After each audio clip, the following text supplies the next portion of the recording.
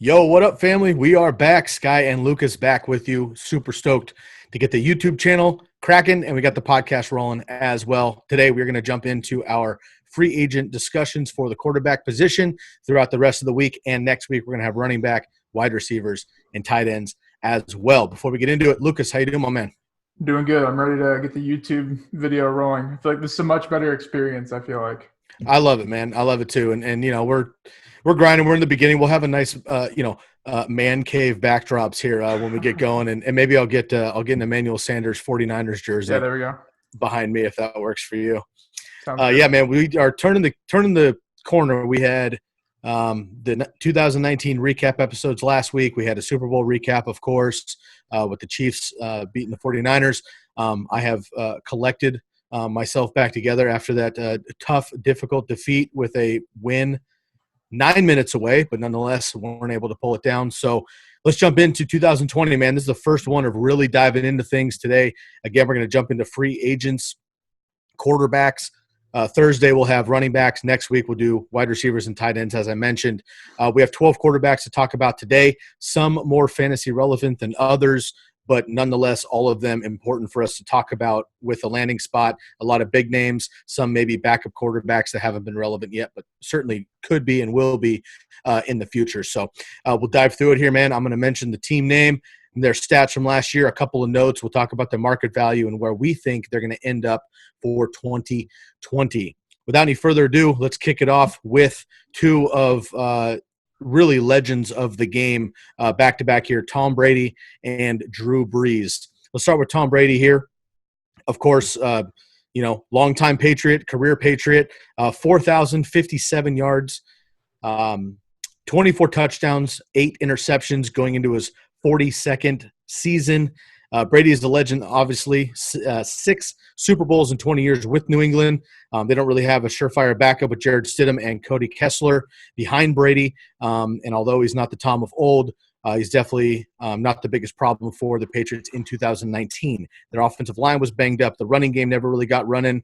And they had multiple wide receivers that they were trying to have as that number one guy. Josh Gordon for 6 games, Antonio Brown experience for 1 game, Mohamed Sanu traded in from Atlanta, and they also had first-round rookie N'Keal Harry, who was good in a couple of his games, but just 12 catches, 105 yards, and 2 touchdowns in the 7 games that he played. Of course, Tom was without Gronkowski for the first time since 2011, and they also lost Steven Gostkowski, their reliable kicker, which I think is quite a big deal when you're trying to finish drives with points. Nonetheless, the Patriots struggled. Obviously, they got booted out of the playoffs with Derrick Henry and Ryan Tannehill and the Titan machine. So we shall see what happens. I think the biggest questions are, will Josh McDaniels return to New England? Let's start there, Lukas. Do you think Josh McDaniels stays in New England? And I think there's as big of a conversation with Bill Belichick, Josh McDaniels, and Tom Brady as a trio than just Tom Brady himself. I think the coaching has a lot to do with his decision. Yeah, I mean, I think it's a huge question mark kind of going into the season. No one really has any, I guess, like lead. I feel like at this point in the season, there'd be like rumors, and there has been rumors about Brady enrolling his kids in school in Tennessee. And I don't know. The way I sit on that is if that is true, then it'd be a done deal. Like, you don't enroll your kids in Tennessee, then play for New England. Like, this doesn't make any sense. So I'm going to choose to not listen to those rumors until he actually signs somewhere. But I think McDaniels is staying. I haven't really looked at the openings. I'm sure most of them are filled by now. Maybe a couple of OCs, but I don't think he would leave an OC for an OC job on a lesser known team.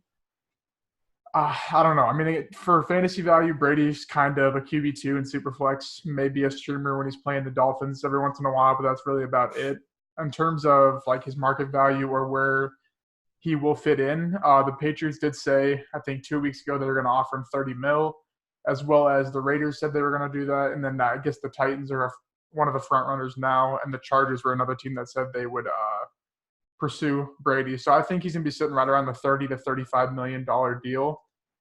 I just don't know what team – it's going to take a special occasion for a team to kind of invest in a 42-year-old quarterback that's putting up stats that aren't going to win you games is kind of the way I think on it. So in terms of fantasy value and his actual value, I think it's just kind of – he needs to fit into a win-now team, which I don't know if the Patriots really are anymore. So I guess we can just go into our predictions. I predicted the Raiders and the Patriots as my top two, with a little sprinkle on the Titans as the third team. Wow, that'd be interesting. That would be interesting, man. I mean, obviously, Mike Vrabel is in Tennessee, and they were longtime teammates there in New England. I see. That's interesting. The Tennessee take, I think, is interesting because there's been a smatterings the last couple of weeks of him talking about Oakland. I know that the Chargers have come up now that Phillip Rivers is moving south, southeast, one way or another. We'll get to him in just a little bit. I do find it interesting that Tom Brady is a Cali kid. So I think the Raiders and the Chargers are certainly good mixes there.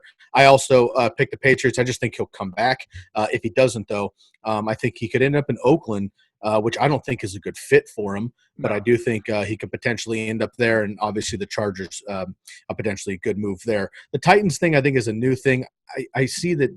I don't know. I don't think Tannehill's the answer. We're going to get to him a little bit too, so I'll save that. But I don't see them moving from Tannehill, who's kind of on the up potentially if he can finally stay healthy, moving to Tom Brady. Tom Brady's a legend on paper. We all know what Tom Brady's accomplished, but we're talking right now football standards, and I don't see them moving away from Tannehill and taking on Tom Brady.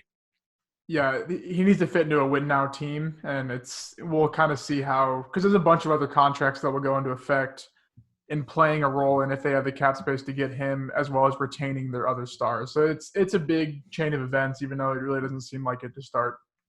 I agree. And the last note I'll make about Tom Brady is I think he does stay in New England ultimately for a number of factors. One, just ending his career with one team, I think is just something you don't see very often in the NFL anymore.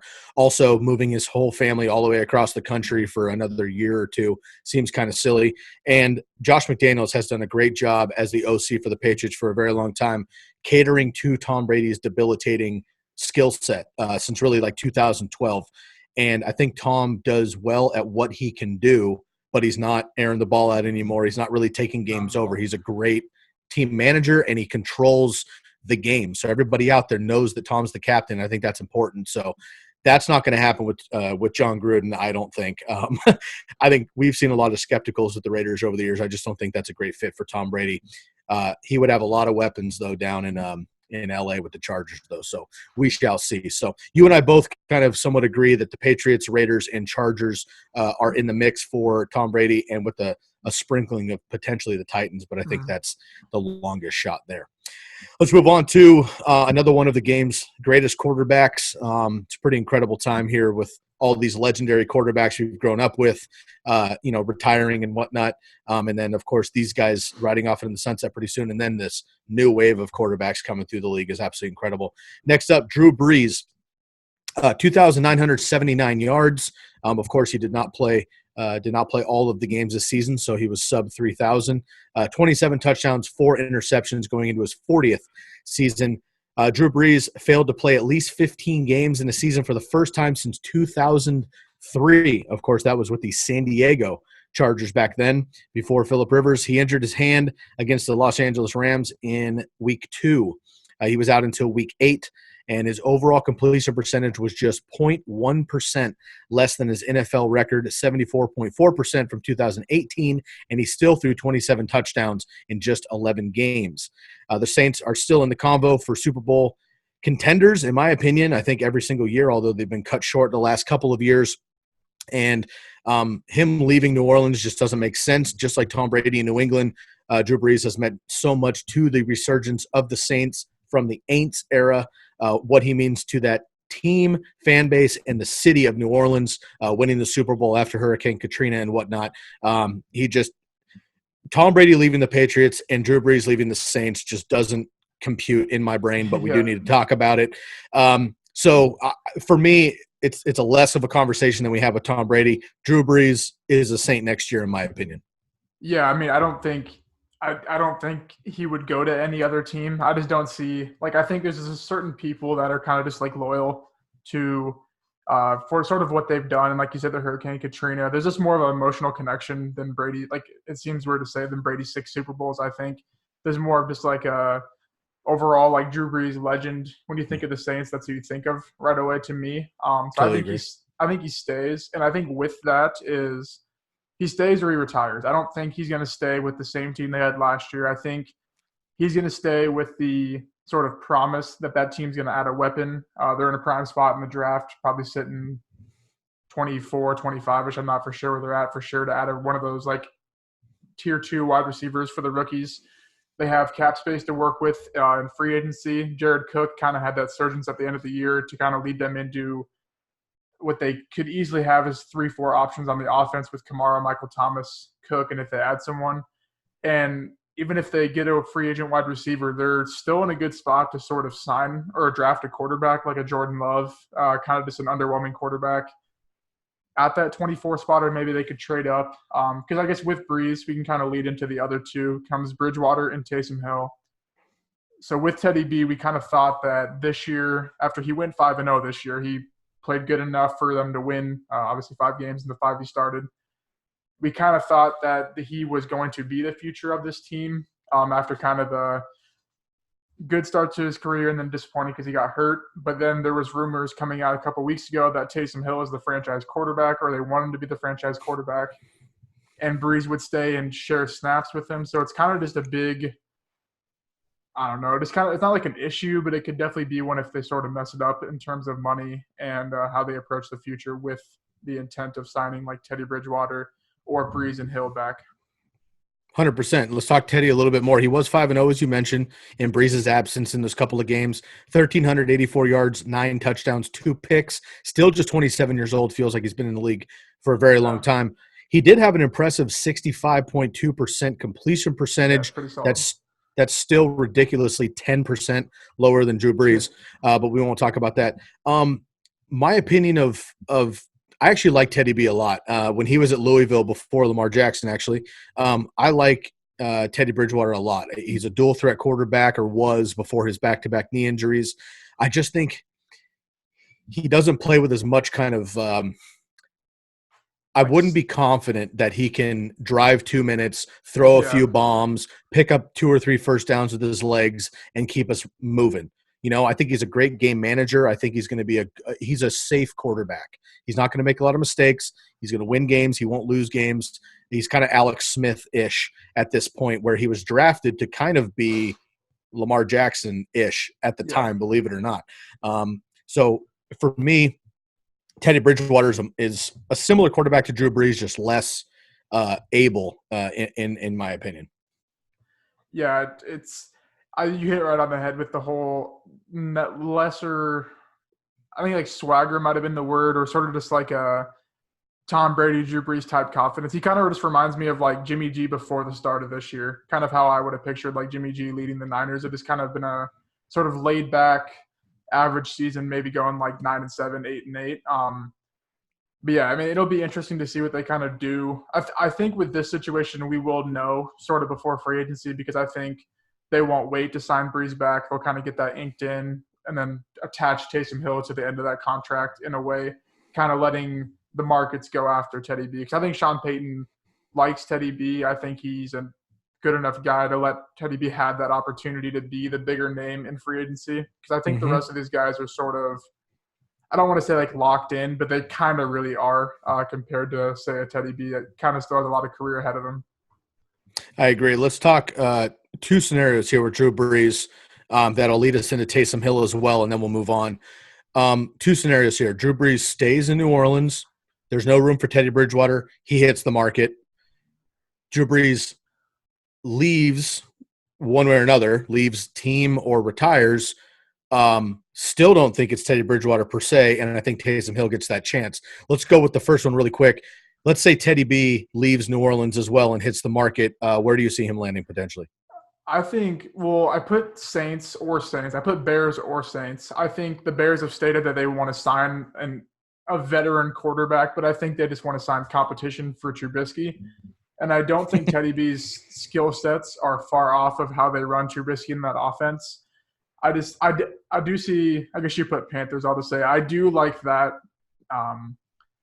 that destination, because I think the Panthers are not in a position to get a quarterback no matter how hard they try in the draft. They're kind of stuck behind, obviously Joe Burrow at 1.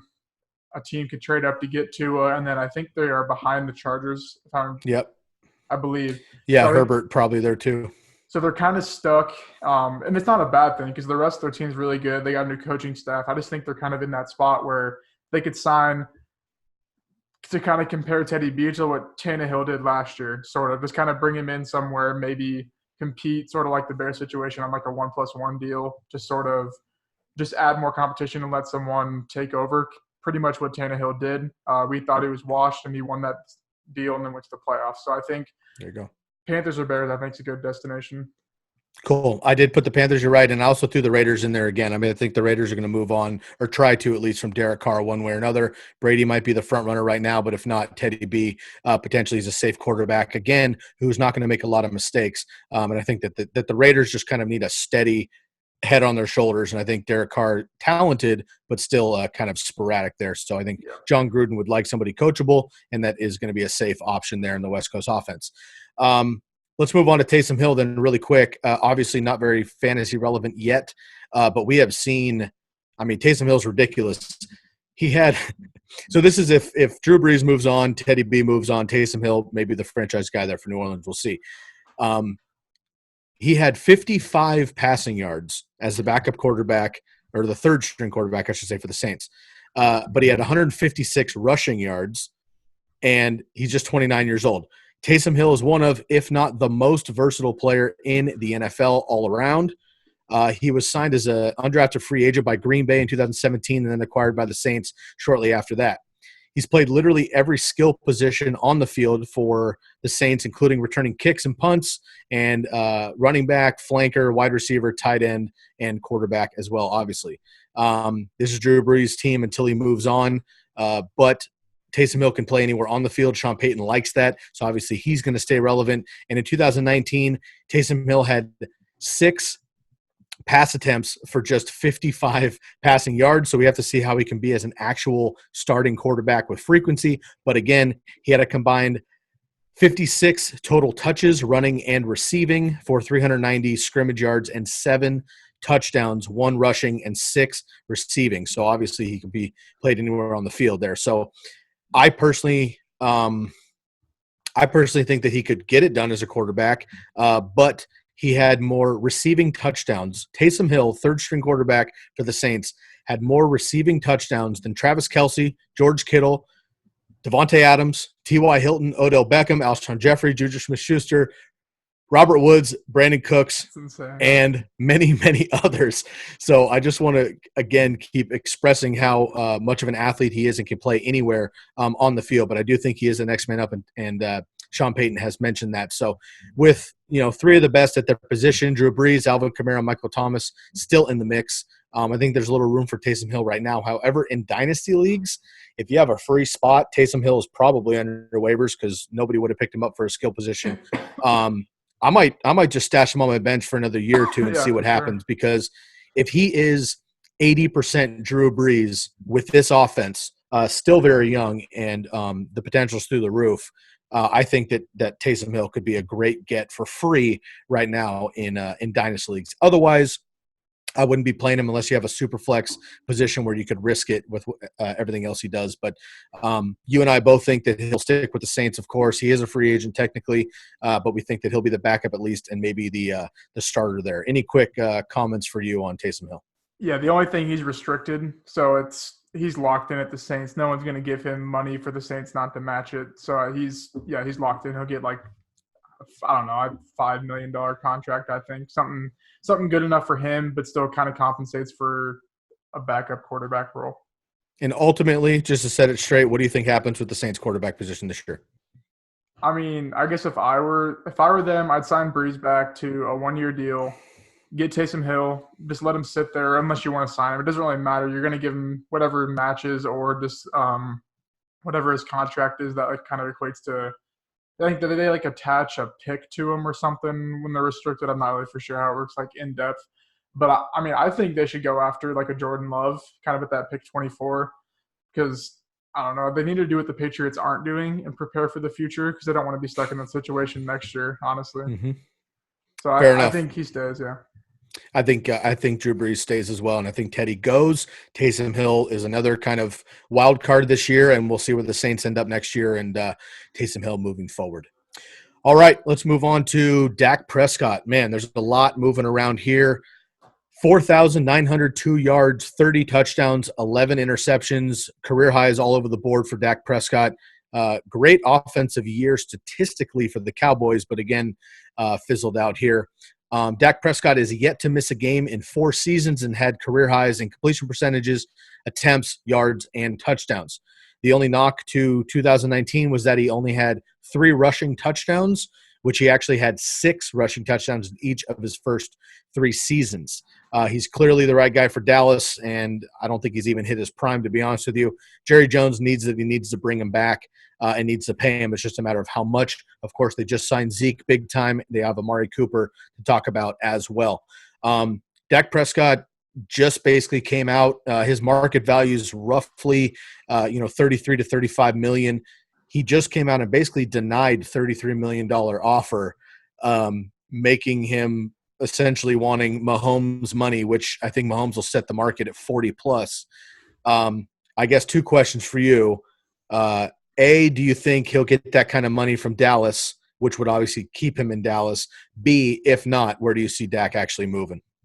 Well, to start, this is why you don't pay your running backs big money, because to sort of lay out how the Cowboys situation is going to be, if they get Dak back to, if I had to predict $40 million, because I think he deserves, not that he deserves that, but that's just how the market is. I think he deserves top end money. He's produced, and it's not his fault that the organization is awful and they pay Zeke and all that stuff.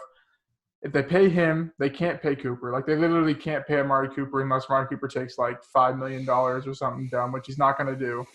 So I put franchise tag just because I think that's what they're going to ultimately decide on, because in my head, if they franchise tag him now and he agrees on that, he plays at, I think it's like roughly 30-ish million, kind of like, I think it's like based off like the highest quarterbacks. They kind of like do some math with that. I'm not for sure how it is. Yeah. And then next year, when Mahomes and Watson need to get paid, and Trubisky, which, he was not going to get paid high, but when Mahomes and Watson gets paid, then Dak will also need to get paid, setting that bar even higher. So I think they should franchise tag him just because he'll get more eventually, but he's going to get paid regardless, no matter if it's now, next year, whatever. He's going to get paid on the Cowboys. I don't think they let him go. I think they let Cooper walk and let Gallup take over as that wide receiver 1. Totally agree. And Dak's still just 26. There's a lot of, again, we just talked about 2 of the legends who are on their way out eventually in their 40s with Brady and Breeze. We had Peyton Manning a few years ago. Eli Manning now moved on as well. Roethlisberger, Rivers, who we're going to get to. Some of these older guys in the league. Then we have a second tier who's kind of, Dak and Jameis and Ryan Tannehill, maybe even Mariota. Some of these guys are free agency. And then, of course, the new Bucks who are still on rookie deals. I totally agree with you, man. I think he stays with the Cowboys, gets paid large. I do think Mahomes sets the market just because he won the Super Bowl. He's Patrick Mahomes. He's kind of the face of the NFL at this point. Yep. Although Jerry Jones has a certain amount of arrogance that he's going to want his guy to be talked about just as much. So I wouldn't be surprised if they kind of wait for Mahomes to set the bar and Dak either come in right underneath him or at least match it. Do I think Dak Prescott is Patrick Mahomes? Long term, I don't know. But he is, I think, the best option for the Cowboys and what they have to move forward, certainly. So I do like Dak to stay in Dallas. Yeah, and no matter what, the Cowboys are going to go 8-8 next year, so it's fine. They did go 13-3 a couple years ago when Zeke and Dak were rookies and they crushed. It's fine. They should be so much better than they are. And you know what? I really do think a lot of that had to do with Jason Garrett. Dallas fans, feel free to get at me if you liked Jason Garrett. I'm not a Cowboy hater per se. I just try to look at these situations for what they are, and it just didn't seem like anybody other than Jason Witten loved Jason Garrett as the players go. I know Jerry loved him because he would do what Jerry wanted him to do, but that obviously wasn't successful enough for the talent that they've had over the last decade, including the Romo and Des Bryant days. So I think it's a good change. Mike McCarthy, I think, is a similar coach, so I don't know how much things are going to change, but if they let Kellen Moore be more – if Kellen Moore and Dak can just sit in a room by themselves and do their shit, I think the Cowboys are going to be nasty. I really do. But if Mike McCarthy wants to sink his teeth in, I mean, Aaron Rodgers is, one of the best quarterbacks in the league, maybe ever in some quarter, maybe now, whatever. And he and Mike McCarthy just couldn't see eye to eye because he wasn't really turning Rodgers loose as much as he wanted to be. We saw Matt LaFleur kind of let the reins go with Rodgers, and whether you think the Packers deserve to be as far as they got, the fact is they won 13 or 12 games, I believe. So nonetheless, I think that Dak is going to be reliant on how Mike McCarthy allows him to play quarterback. The talent's there, obviously, with Dak and all around him. We'll talk about a lot of their other free agents when we get into the receiver category next week. But I think if they turn Kellen Moore loose, they let Dak do what he's got to do, I think the Cowboys will be just fine. Yeah. Let's move on to famous Jameis. My man. Wow. Jameis Winston, the first member of the 30-30 club. I call him the club president of the 30-30 club. So for sure. Congratulations to him. 5,109 yards, which for anybody other than Jameis Winston would be a fantastic season. But I feel like Jameis should probably have like 6,000 yards with the amount of opportunities he threw away. 33 touchdowns, 30 interceptions. Also, like Dak Prescott, 26 years old. First in yards and second in TDs in the entire NFL. He has tons of potential, of course, but in my opinion, he's lacking stability inside his helmet. My dad would always have a saying growing up with the super talented kids who were just dumbasses, and they would do stupid shit in school to be disqualified for grades, or they would go out and party and get in trouble with the cops and miss a game, or whatever it was. He would always say they have $1 million arm and a 10-cent head, and I think that Jameis Winston is definitely that kid, unfortunately. With his antics at Florida State, stealing the crab legs and all this other shit, but just his kind of attitude, the talent is through the roof. But I just don't think he's got it upstairs enough to be who he should be. And we'll see in year 2 if Bruce Arians can get it out of him. Nonetheless, Jameis Winston is a free agent. Got paid a lot of money last year, about $21 million. I think he stays with the Bucs 1 more year to see if Bruce Arians can whip him into shape. Although we've mentioned a couple of times the Raiders and the Bears are looking for other quarterback positions, and I could certainly see him going to one of those other teams as well. Yeah, I mean, okay, this guy. I'm a big Winston guy when it comes to like fantasy and just in general. And okay, so yes, he threw 30 interceptions, but have you seen the Buccaneers team? The defense is no help. They have no run game. They have no O-line, and they had 7 wins. So like, and they lost 2 Pro Bowl receivers for the back half of the season. Yeah, so I drafted Winston in a ton of leagues. I have him in a lot of dynasty leagues. I'm not necessarily worried about his fantasy value because I think no matter where he lands, I mean, if he goes anywhere else, I think he can only improve. To me, I just think it's Arians wants to air it out. He showed that in Arizona. Carson Palmer was always leading the league in interceptions, and it didn't matter. He was still a top 10 fantasy quarterback, and they were always kind of just like 500. But it was the same situation. They had a bad defense. They didn't have a run game until David Johnson kind of came off on the map for that 1 year. I just think that I think they're gonna franchise tag Winston. I think they're gonna kind of make an agreement that here, you got 1 more year. We're gonna tag you on a lesser deal, add defense. They need to draft a running back or O-line, whatever kind of falls to them. I don't think they need to go anywhere. Maybe corner, but that's going to be kind of hard at the spot they're at. And I think they just need to kind of let them go again. Like, what would be a good season for them? Like 9 wins, you think? I mean, with the overall talent, I think, and they do have a decent defense, but they were constantly on the field with all these turnovers, and they did that with Fitzmagic last year or 2 years ago too. Honestly, I think the Bucs, talent-wise, should be at least 500, and honestly, maybe closer to 10-6 with everybody healthy. And if they were to use it all, OJ Howard, which is a whole another conversation, they do have talented running backs-ish. It just wasn't able to happen. I think the Bucs should be in the 10-win category for sure. Yeah, and I think if they add a running back, they get some more veteran pieces around him. They just sort of, I don't know, he's a whole offseason to improve, and I don't think he's bad by any means. Yeah, he threw 30 picks, but he had to. They were always losing. they were out receivers most of the season, honestly, because they were missing Yeah. games here and there. And then O.J. Howard was gone. Brait was gone. Like, it just wasn't there, and they still had 7 wins because Arians is a good coach. So I think it's just I'm all aboard Winston. I probably will be in my rankings next year more than others. Buy and dynasty, all that stuff. I think I'm just not giving up on him yet because I don't know. I just think he's a good quarterback. He obviously was. He got taken, number 2 or number 1 overall? I mean, he's still a good quarterback for sure. So I think a franchise tag, but I could also see him getting like a 2-year, 3-year deal from the Bucs. Fair enough. Let's move on to Phillip Rivers, another I wouldn't say a legend per se, but certainly a stalwart in the NFL for my entire life, frankly. 4,615 yards, 23 touchdowns, 20 interceptions. He's going into his 38th year season. He's old, is what I'm trying to say. Yeah. Rivers has been on the Chargers full-time quarterback since 2006. He was drafted in that awesome 2004 class with Ben Roethlisberger and Eli Manning, to name a few. He's also not missed a game in 14 seasons. He surpassed 4,000 yards in 7 consecutive years, and he hit 25-plus touchdowns in 6 of those 7, last year being the only one he had not hit 25-plus touchdowns.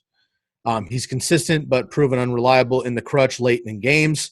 And basically, other than, a couple Sunday night wins against and Thursday night wins against the Steelers and the Chiefs randomly, he gets pretty beat up, especially against the Broncos, if I remember correctly. I think he'd be a great add to a younger team. I mentioned early in the episode when we were talking about Brady, we know that Phillip Rivers has moved his 8 kids across the country. Of course, he's from Carolina, moved him back south to Florida, I believe. Had a great stint in California on the West Coast. He's a Southeastern boy, and I think he's going to go back home to end out his career. I do not think he's with the Chargers at all next year. I think they've already kind of parted ways there.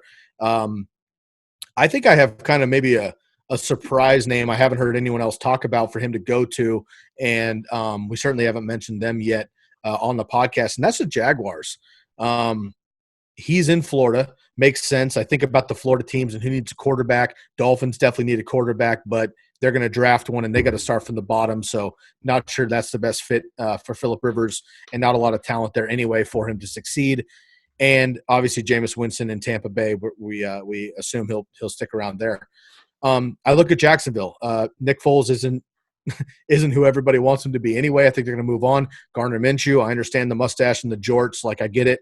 But I think it would be great for Phillip Rivers to come in there and them to compete for the job. Rivers wins it out ultimately, and I think Minshew is a nice change of pace guy there for the Jags, and see if he can take that 5 quality receivers, Leonard Fournette, a decent defense, and see if he can raise them up in the top there. So maybe a bold prediction, I don't know, but I think that the Jags might make a run at Phillip Rivers. Yeah, okay, so I saw you put that, and I kind of went into, I guess, sort of a dive into it. So he moved to Florida. Everyone's predicting the Buccaneers, but my side on Winston, so I don't think that's going to happen. Arians wouldn't get rid of a 5,000-yard passer to sign Rivers. Like, there'd be no point of it. Who's older? So on your Jaguars thing, they are bottom 3 in cap at -$1 million projected right now. So you could say, yeah, they're going to make moves, whatever. Nick Foles has a $21 million cap hit. So Oops. Not to say like yours like can't happen, but he's like $33 million dead cap, $21 million cap hit. And I just don't think they're going to do that because that team needs more than just figuring out a quarterback for a year or two. So I put retire. I just think I don't know. I think he moved to Florida just to be there. Someone said that he moved like 3 hours away from Tampa. I don't know where Jacksonville is compared to Tampa, but I just think that he is done. It just hasn't said anything yet. If the money lined up, I could definitely see the Jaguars taking a shot. Maybe they could trade Foles, I guess, and then it wouldn't matter. But that's obviously more in the spring and March. So I guess with yours, I could see it if the Foles goes to, like, the Bears could be a destination, or I don't know. Something has to happen for him to go there just by purely signing a contract. So I think he's just going to retire if I had to pick. I feel like Nick Foles is a guy that John Gruden would love for some Oh reason. I don't gosh, know. Maybe I that's a I feel maybe it's a bad for Raider him though. thing. Yeah, I do too. I mean, I've cracked on Nick Foles quite a bit on the show. I don't I don't hate Nick Foles. I think he's been in some great situations. I'm not knocking him for winning the Super Bowl. It's a big fucking deal, and he did. He beat the Patriots. I mean, very few other teams ever can say that they beat the Patriots in the last 15 years at any game, let alone the Super Bowl. I give him all that credit. I just don't think he's that special. I really don't. And to be No, a franchise quarterback at this point, after he's had years to prove that, and he just hasn't, I don't think it's going to happen. Now, Rivers obviously isn't either at 38, but I think he's a great 1-year guy. Come in, help mentor Garner Minshew, help get a bunch of these young receivers who are all slot guys that he's going to throw anyway. And I think it helped with the big run game. And I think that the Jaguars are, I think, just like a less talented Chargers type team. And I think if he plays again, I don't disagree that he may just retire. If he plays again, I think it'll be a Florida team. I don't see him going to Miami where they have to just start at no. the very beginning.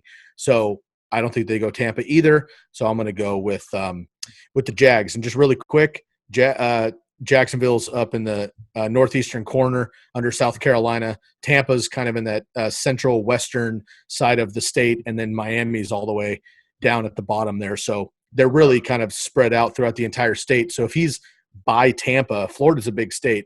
If he's by Tampa, I don't see him Yeah, making that travel. But these guys don't give a shit. He could take a private jet or a bus and be there yeah. 3 hours, no matter He'll be no matter okay. where he wants to go. Yeah, I just it'll be interesting. I like Phillip Rivers as a person. I think he's been great for the game. He's hilarious in his ultra religious, non-swearing trash talk. It's amazing. yeah. If you It's haven't funny. seen if you haven't seen those highlights, it's pretty adorable.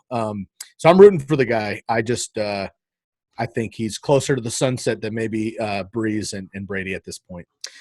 Let's talk about a few other guys here. Let's talk about two Titans, at least from last year's roster. Ryan Tannehill first, and then my man Marcus Mariota. We'll talk about Ryan Tannehill, really the story of the NFL in the back half of the season. 2,742 yards, 22 touchdowns, 6 interceptions, 31 years old. Of course, he missed a handful of seasons with the various injuries in Miami.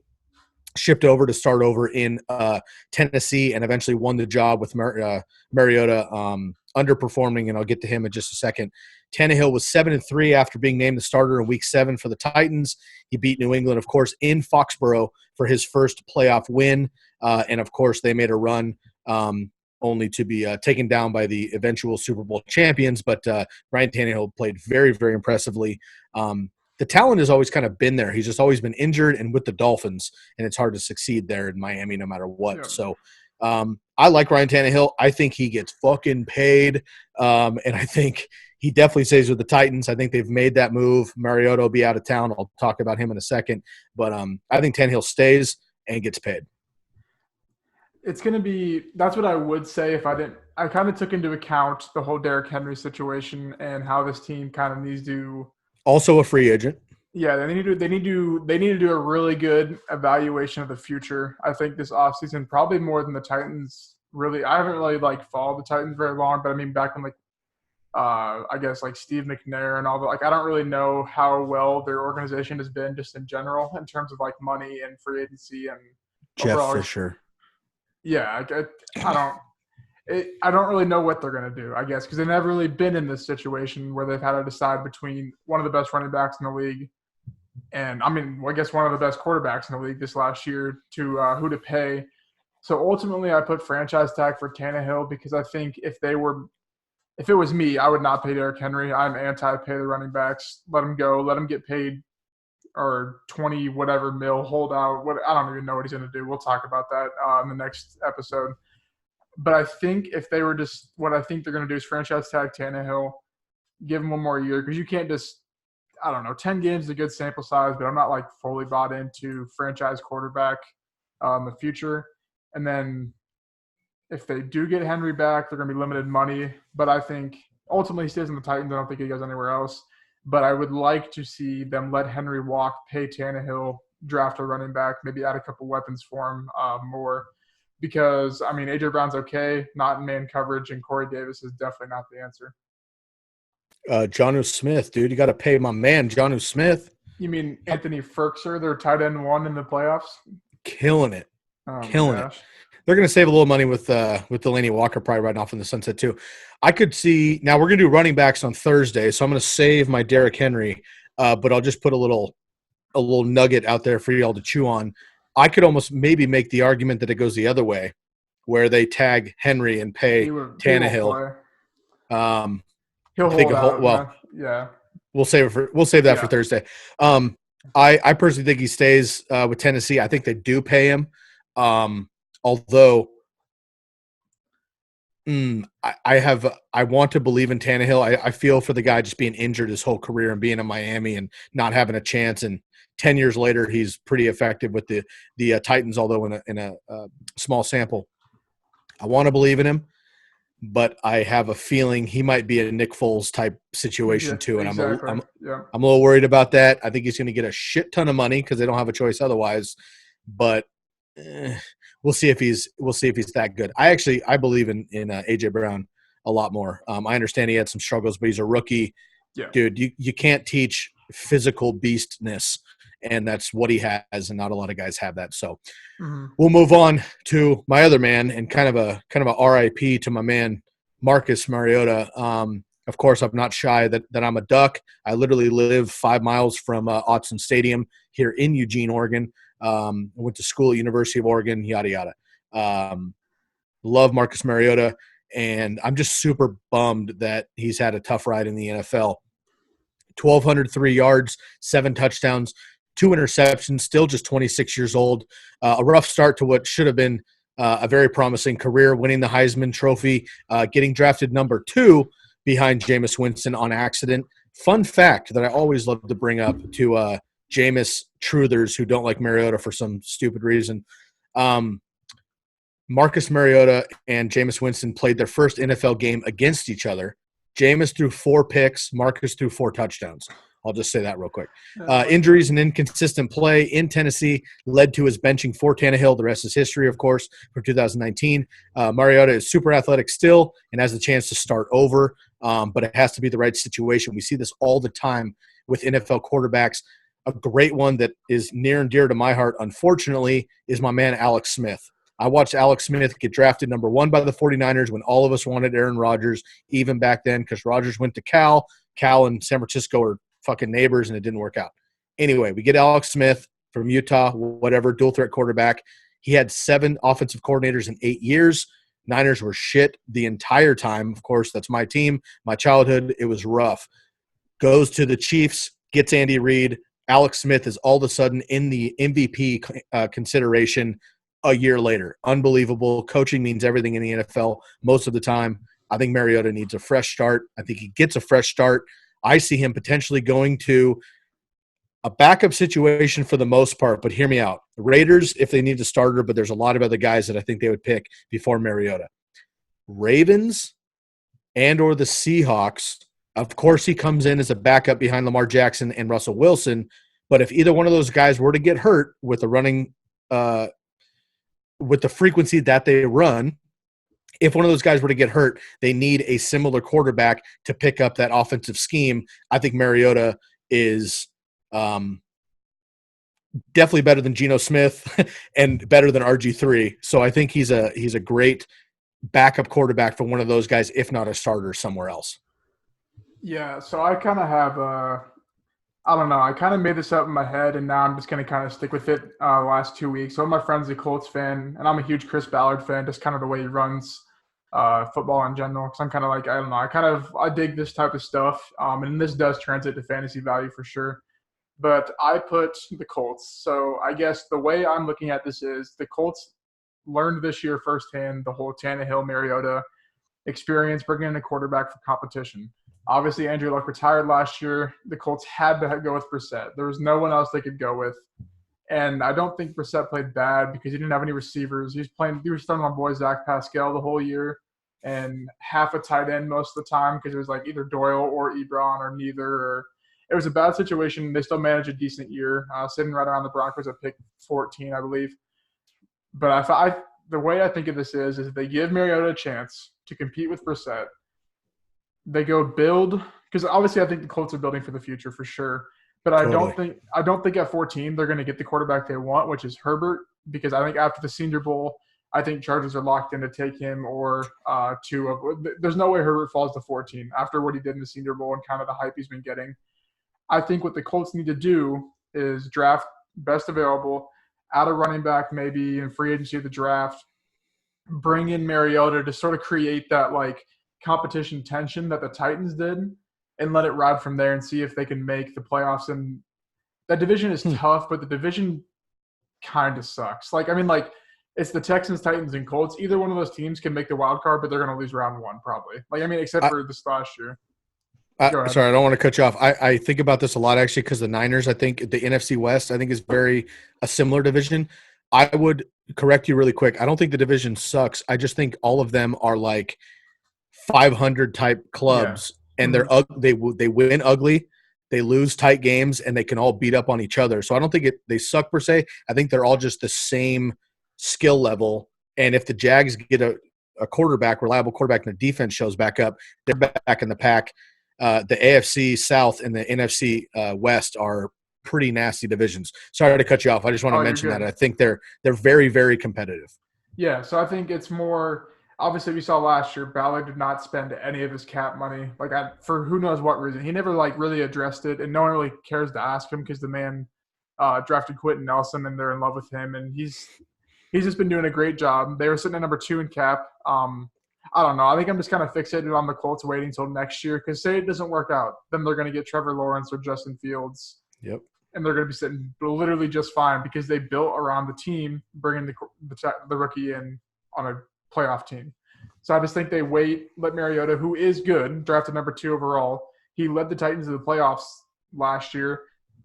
I mean, not like he sort of did this year. Like they were 4-5 or whatever when Tannehill took over. So I think I don't know. I just think that I've kind of fixated on the Colts for Mariota, give him another shot. I dig it, man. I think that's a great fix as well. I put down the Seahawks and the Raiders less about the opportunity and more like, he's a Hawaii boy, right? He wants to be more on the way. Chargers could be in the mix even. That's true. I mean, him and Tyrod Taylor are the same quarterback. Maybe they run that type of scheme and get out of the like pocket passer, no mobility they had for 15 years with Rivers. Because they have a lot of moving parts in that offense with the Chargers. So I just think a West Coast option is best for Mariota, who wants to be closer to Hawaii. He's made that very present. That's why he went to the University of Oregon over other big schools, yada, yada. I think it'll be really interesting to see what happens with these guys. I think the Colts is a great pick. You also put down the Bears. Again, I think another option, but are they done with Trubisky experiment? No. We'll see what happens there. But I do think that, the tank for Tua is a popular thing this year with the Dolphins and whatnot, who obviously didn't tank because they were beating people at the end. Nonetheless, they might still get their guy. If you remember correctly, dial back the clock a little bit, the tank for insert player, the first one I remember ever doing, and that was kind of publicized and obvious, was when Peyton Manning got hurt. Eventually was going to go to the Chargers or the Broncos. We didn't know that yet with the neck injury. The Colts had like a tank for luck situation, and they did. They were fucking bad. They were very, very bad, and they shouldn't have been. They were still super talented, but they just – I think it was my man Tolzien, if I remember correctly, with other guys were just horrendous, and they lost almost every game. And they got Andrew Luck, and we saw what happened there. Obviously, a shortened career, injuries, whatever. But when Luck was Luck, he was arguably the best player in the league. So if they want to do that, they can do that. If they want to bolster the rest of the team around them, their defense needs some serious help. Maybe they tank for whomever next year and save some money. Also, with Luck retiring, that also is probably some money that's reserved a little bit that they probably weren't expecting for the next handful of years before that decision. So Colts, I think, is a great pick. I didn't choose them just because I think they would try Brissett potentially or try to draft somebody, and I think Mariota goes west. Ravens was just kind of throwing it out there that he's kind of a Lamar Jackson type dude, and I think RG3 is done. But Just throwing it out there. Let's move on. We have three other names. I'm just going to quickly blaze through these guys: Case Keenum, Chase Daniel, and Matt Moore. If you want to turn off the podcast at this point because you're like, who the fuck is? I get it, and feel free.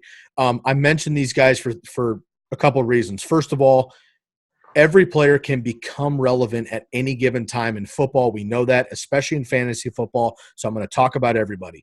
Also, these guys in short spurts have proven that they can get it done if given the opportunity. As of right now, they're backups or third stringers. I understand. However, we see guys get the opportunity with multiple injuries. If that were to happen, these guys could potentially step up and we could see what they want to do. So if you're in a deep dynasty league, maybe for the younger guys like Chase Daniel and potentially Matt Moore, maybe. This is more of a 2 QB guy as your third option if you had an injury. So we'll blaze through these guys really quick. Case Keenum up first. 1,707 yards, 11 touchdowns, 5 interceptions, 31 years old. Case Keenum was forced into action once Alex Smith was declared out for 2019. Of course, he had that gruesome broken in half Joe Theismann injury that kept him out of 2018 and 2019. He should be back with the Skins this year. We'll see what happens there. And then rookie Dwayne Haskins wasn't quite ready to start out of the gate. Case came in with a decent ability, but they had a injured offense, inconsistent offense in DC, but his 6 fumbles and 5 interceptions were definitely like Jameis-esque and could be a problem, which made them turn to Dwayne Haskins prematurely, in my opinion, down the stretch. Smith should be back, and Haskins is supposedly the franchise guy there in Washington. So Case is probably, out of Washington. I don't think it's a good fit anyway. Again, I'm not telling you to go pick up these guys. I just want to mention them really quickly. I think Case Keenum would be a great backup position. We saw him do well. He's most known for the Minneapolis Miracle there against the Saints. But I think he'd be a great backup for the Texans, the Colts, or the Packers. Lukas, it looks like you think he might retain their back in Washington, even with 2 other potential quarterbacks coming back. Yeah, I just put Redskins because I don't know. I don't think any team's going to really invest. He'll be a late free agent signing, wave 3, if you want. I don't really know when days players usually get signed, but he'll be that third chunk of free agency when people kind of lose interest. But he didn't play bad when he played for the Redskins, so I think the Redskins need to have a backup plan because Haskins obviously showed up and down spurts last year. So I just think it's more of a get him there because he can at least make your losses look better, if you want to say it that way. But I mean, there's even with all 3 of these guys, there's really not much to be had. Just kind of a fill-in if something happens, like we saw, I guess, all 3 of them this last year. I said it last year. I'm going to say it again. I think Dwayne Haskins is Jameis Winston all over again. I don't think he'll put up the numbers just because Washington's offense isn't going to be as explosive. At least I don't think it'll be 5,000 and 30 touchdowns, but he did put up 50 touchdowns at Ohio State. I just think he has the same demeanor for some reason. I'm getting this Jameis kind of a bozo. I hope he's talented. I hope he makes it happen, but I'm a little bit worried about Dwayne Haskins moving forward. But Case Keenum, again, backup for sure. I just want to mention him. Chase Daniel, same thing. 435 yards, 3 touchdowns, and 2 interceptions. 33 years old. He played the 2 games when Trubisky went out, weeks 4 and 5. He went exactly 22 for 33 in both of those games, 22 completions on 33 attempts, and failed to surpass 250 yards in either of those games. He's a backup for cheap as far as the quarterbacks go, whether he succeeds or not. It feels like the Bears are going to ride the Mitch machine, which we've been talking about in the podcast here today, until he potentially has his tires fall off there. Unless Mitch is traded, then Daniel will probably remain the backup unless another injury hits Trubisky. We'll see what happens there. He only signed for $10 million for the Bears in 2018. Didn't do anything to increase that this time around. I think he remains the Bears' backup. You think as well. Not much to talk about Chase Daniel, but do you have any comments there with either Trubisky, the Bears situation? We've been talking about multiple people that could potentially be the new Bears quarterback, maybe the new backup there if they ride Trubisky, or do you think they'll just stay with Trubisky and Daniel and just try again? I don't know. I mean, I think if they get a backup, Daniel's gone, but same with the other way around. If they don't get a backup, I think they just resort to Daniel, who's played okay when he's had to as a fill-in. Cool. I totally agree. Let's move on to the last one and we'll get out of here, man. Matt Moore accidentally picks up a Super Bowl ring with the Chiefs. 1,707 yards, 11 touchdowns, 5 interceptions. Moore played 2.5 games for the Chiefs when Mahomes went down with his knee injury. He was solid, actually, but obviously the Super Bowl MVP, Mahomes, is the man for the Chiefs for probably the rest of his career. Moore is a quality backup. He actually did really well in Miami too. So Carolina as well, I believe. There might be another one sprinkled in there. Kind of a career backup, but definitely a reliable backup. And a lot of these teams with veteran quarterbacks, running quarterbacks, can certainly use a careful option there as the backup there. If he doesn't stay with Kansas City, then he would make, I think, a nice backup option for a contender. I think he stays in Kansas City because just like everybody else I mentioned, contender and mobile quarterbacks, Mahomes is going to need that backup. I think he stays there. You think so too? How do you feel about Matt Moore, if at all, just as a backup option there? Again, nobody's going to start in Kansas City for the next 20 years other than Mahomes, but everybody needs a quality backup. Yeah, I think it's the same thing as Chase Daniel. They're kind of the same player to me. Cool. Got it. So to recap really quick, the free agents going into 2020 quarterback position to keep your mind on and pay attention to, whether fantasy relevant or just NFL related: Tom Brady, Drew Brees, Teddy Two Gloves Bridgewater, Taysom Hill, Dak Prescott, Jameis Winston, Phillip Rivers, Ryan Tannehill, Marcus Mariota, Case Keenum, Chase Daniel, and Matt Moore. There's a lot. We're going to get into running backs on the next episode. We're going to dive into the receivers and the tight ends next week. There's a lot of moving parts here for free agency kicking up next month in March. Of course, then that leads us into the NFL draft at the end of April, heading into May. We got a lot moving. First YouTube episode. Thank you for tuning in. Make sure you subscribe down below. Leave a comment. Let us know. We understand that we don't have flashy backgrounds. We understand we're kind of, on the elementary version right now for YouTube, but we're getting started. That's the hardest step. We're going to keep persevering through the rest of the season. We'll upgrade as we can. But please subscribe to the channel. Tell your friends and your family. Make sure you smash the button there for the podcast as well, wherever you're listening. And Lukas, any final words before we get out of here? No, don't pay your running backs. Remember that. Remember, folks, when you have an NFL franchise, don't pay your running backs the big money. We out.